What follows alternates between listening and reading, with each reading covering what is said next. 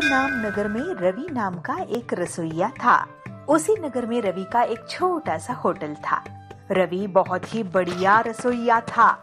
अपने ग्राहकों को हर दिन लज्जतदार और उच्च गुणवत्ता की पकवानों को खिलाने की प्रयत्न करता था।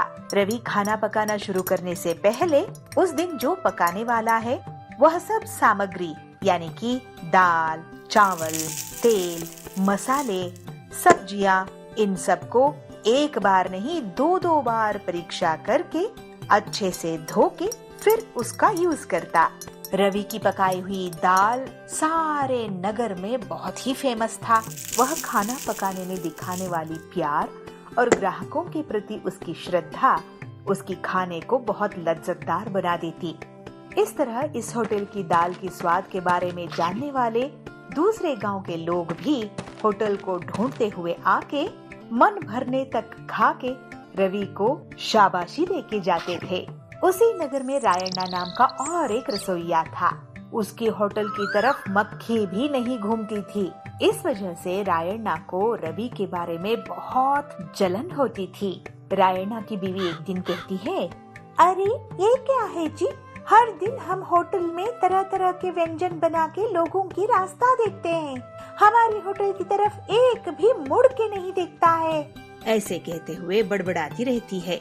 रायण्णा भी हर दिन इसी बात को सुन सुन के थक गया था। रवि की दाल में ऐसी क्या चीज है ये समझने के लिए रायण्णा भेस बदल के रवि की होटल में काम करने शुरू कर देता है। इस तरह काम करने वाला रायण्णा को बहुत ही बड़ा आश्चर्य का सामना करना पड़ा। एक दिन मार्केट से जो लाया था उस भिंडी को कट करने के लिए रायण्णा को रवि बोलता है, देखो इस भिंडी को एक ही साइज में कट करना। पहले एक बार नहीं दो बार पानी से अच्छे से धो लेना। उसके बाद जिस भिंडी को कीड़ा लगा हुआ है उसे साइड में रख देना। इस तरह इंस्ट्रक्शन देके खुद रवि दूसरे कामों में जुट जाता है। रवि ने जैसे कहा था वैसे ही रायण्णा भिंडी को एक बार नहीं दो बार पानी से धो के कट करने शुरू करता है। कट करते वक्त जो कीड़ा लगा हुआ भिंडी मिला उसको साइड में रखता है। रायण्णा अपने मन में ऐसे सोचता है, ये तो मूर्ख होगा, खाने वालों को क्या पता चलता है कीड़ा लगा है कि अच्छा है। खामोखा आधा किलो भिंडी को वेस्ट कर रहा है, ऐसा ही लगता है मुझे। ऐसे रायण्णा रवि के बारे में बहुत तुच्छ रूप से बात करता है। अपना काम खत्म करके वहाँ आने वाला रवि उस कीड़े लगे हुए भिंडी को अपनी चालाकी से कीड़ा लगा हुआ भाग को काट के अलग कर देता है और अच्छे भाग को काट के भिंडी में मिला देता है और खाना पकाना शुरू कर देता है। रायण्णा को अब समझ में आया कि रवि ने क्या किया। रवि के पास जाके रायण्णा, रवि भैया मैं ऐसे कुछ बोलने जाता है तो रवि उसे रोक के, हाँ रायण्णा, आप वेश बदल के आए हो ये मुझे पता है। हम करने वाले काम में सिर्फ श्रद्धा ही नहीं चलेगा, अच्छा क्या है बुरा क्या है इसे समझकर उसका अनुभव पाना बहुत महत्वपूर्ण होता है। यह सिर्फ तरकारी है मगर इसमें कीड़े लगे हुए भाग को काट के अच्छे वाले भाग को यूज करने वाली क्षमता रहने वाले हमें हमारे साथ जिंदगी जीने वाले इंसानों में अगर कुछ गलतियां नजर आता है तो उन्हें नहीं ठुकराना चाहिए। आपको दाल बनाने की विधि मैं बताता हूँ, आप भी जियो हम भी जिएंगे। कहते हुए उसको दाल बनाने की विधि सिखाता है। रवि से सीखी हुई पकवानों को अपने होटल में बना के अपने होटल की बिजनेस इम्प्रूव करता है रायण्णा। हम अपने संबंधों में रहने वाले गलतियों को ही ग्रहण करके इंसानों को अनदेखा नहीं करना चाहिए।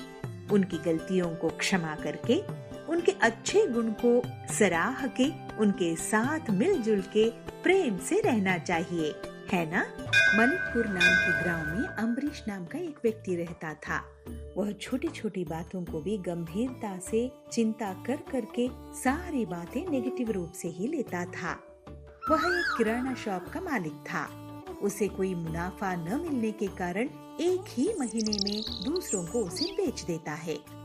उस दुकान को खरीदने वाला व्यक्ति अमरीश से भी बहुत अच्छी तरह से व्यापार करते हुए एक की जगह पे 2 गुना लाभ उठाता है।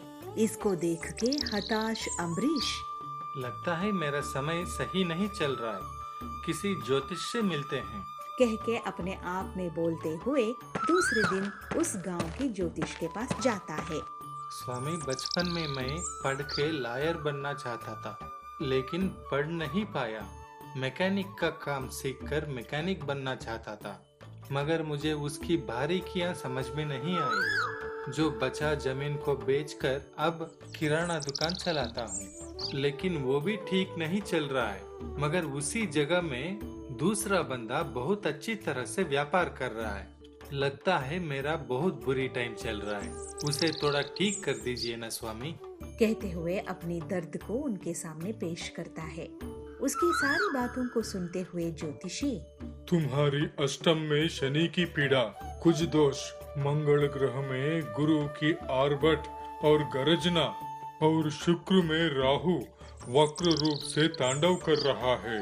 तुम ये काम करो, हर दिन सुबह उठने के बाद सूर्य नमस्कार करके, नाश्ता किए बगैर दोपहर का खाना दान करके रात को भूखा सोना, तुम्हारी समस्या दूर हो जाएगी।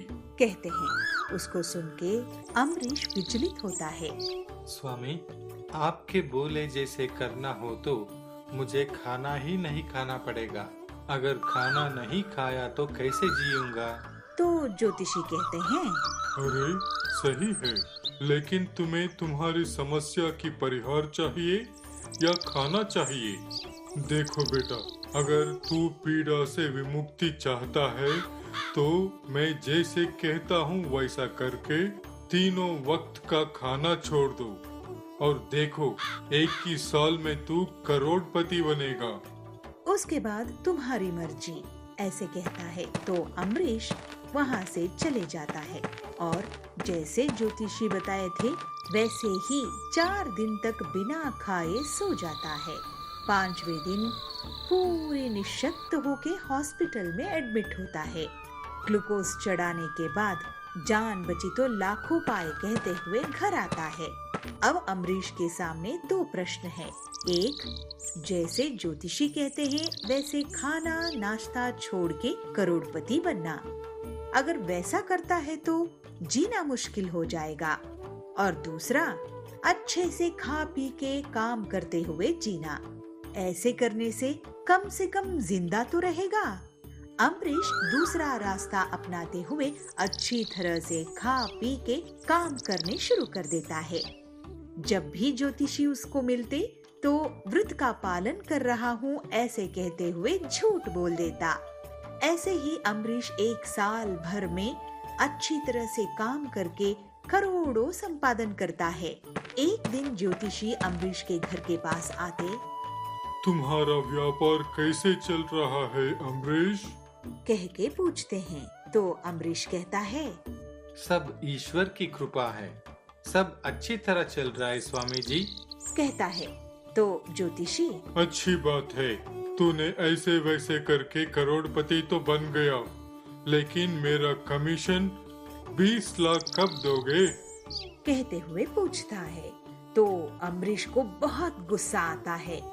जी, मैंने मेहनत से कमाया है और उन पैसों में से तुम्हें क्यों 20 लाख दूं? कहते हुए गुस्से से पूछता है। तो ज्योतिषी कहता है, क्या तुमने मेहनत करके कमाए? मेरे बताया हुआ व्रत के पालन करने से मिला है ना तुम्हें ये पैसा? कह के पूछता है। तो अमरीश, तुम्हारा व्रत? कौन सा व्रत? 4 ही दिन में गायब हो गया। उसके बाद मैंने अच्छा खा पी कर मेहनत करके कमाया, समझा क्या? कहता है। तो ज्योतिषी, समझना मुझे नहीं है, तुम्हें समझना है अमरीश।